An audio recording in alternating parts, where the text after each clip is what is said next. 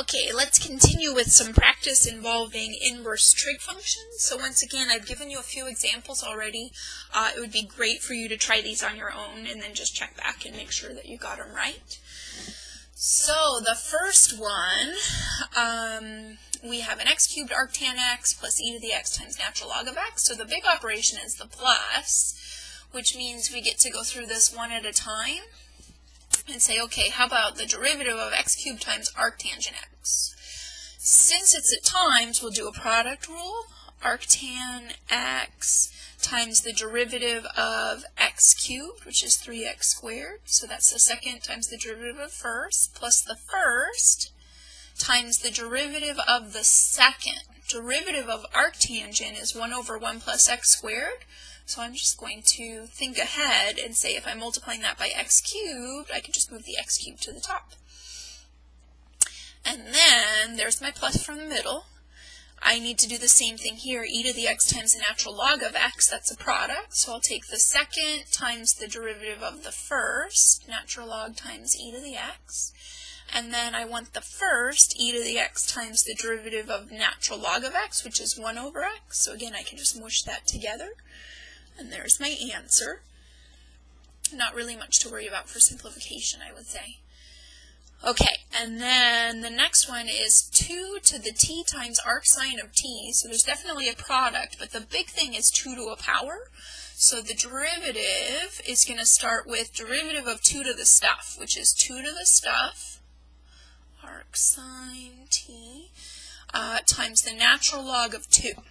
So now I've dealt with 2 to a power, and I need to deal with the t times arcsine of t. So that's going to be a second arcsine t times the derivative of the first, which is actually just 1, plus the first t times the derivative of the second, which is arcsine, so here I can mush it together into a fraction. Derivative of arcsine is 1 over the square root of 1 minus t squared in this case.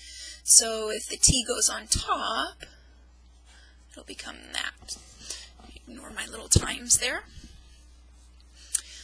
Okay, and then we have, how is this working? Okay, so this is the big set of parentheses. So we have inverse cosine 5z plus inverse tangent 4 minus z, all raised to the 27th. So the big thing there is stuff to the 27. So we're going to start with a 27 times stuff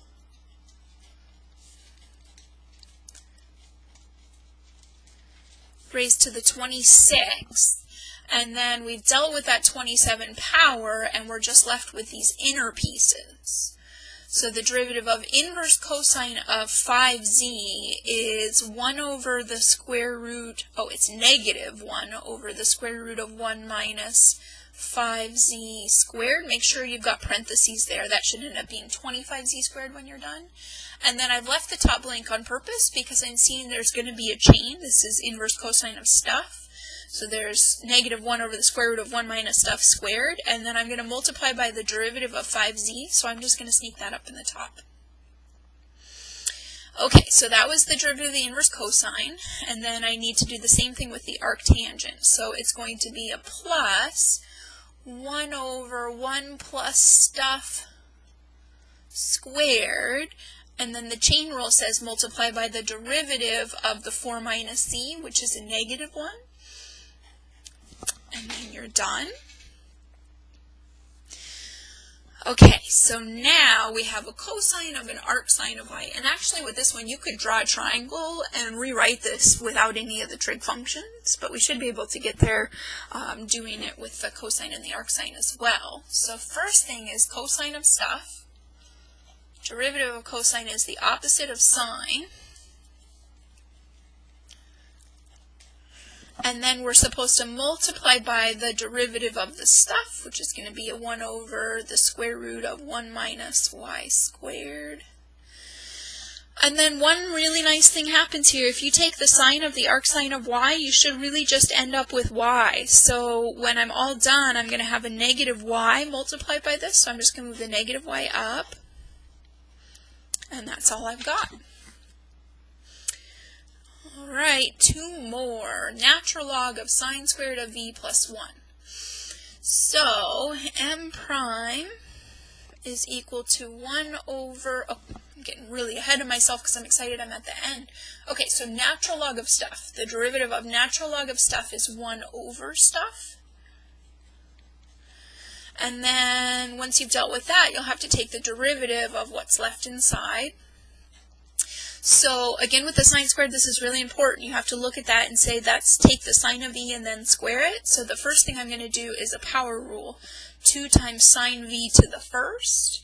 And then the chain rule says to multiply by the derivative of the sine v. That's the inside stuff. So we're also going to have a cosine v. So I'm going to put that in one fraction, 2 sine v cosine v over sine squared v plus 1. Okay, last one is an inverse tangent of the natural log of w over 1 plus w squared. So it's inverse tangent of stuff. So that's going to be, the derivative of that's going to be 1 over 1 plus stuff squared, and then we need to multiply by the derivative of stuff, which is going to be a big old quotient rule. So we'll want the bottom times the derivative of the top, which is a 1 over w, minus the top times the derivative of the bottom, which is a 2w, and we want all of that over a 1 plus w squared squared. Okay, I want more paper. I think I'll work onto the back side of, hold on, let me see if I have one of my other pages here. I didn't leave myself much room, but there's actually some good simplify here that I want to make sure I show you, because I know at some point, if it hasn't already, this comes up in your homework.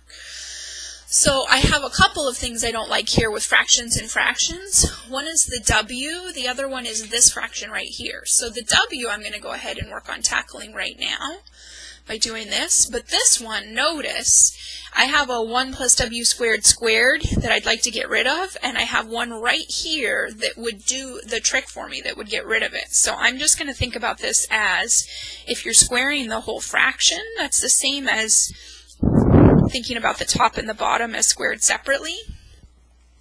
And then, okay, so over here, let me make sure I'm kind of doing two at once. If I multiply by the w, I have two terms. In the first one, we just cancel, and I'm left with the 1 plus w squared. And then in the second one, I'm going to end up with 2w squared multiplied by the natural log of w. Okay, and then right here, I have a 1 plus w squared squared, and just so you can see how things line up, I'm going to put that over 1. Okay, so let me move up here a little bit. Stuff in my way. Okay, so what I'm going to do here is I'm going to multiply straight across, which is not very exciting in the top, but in the bottom, you have to distribute. But look what happens here. The 1 plus w squared squared cancels. So on the top, I just have my 1 plus w squared plus 2w squared natural log of w. And then on the bottom, I have my 1 plus w squared squared. And then I have plus the natural log of w squared. So you're always wanting to try and write things without negative exponents or fractions in fractions. And that one looks like it's going to be a headache, but it actually works out kind of nicely. So that's my g prime of w. All right, thanks for watching.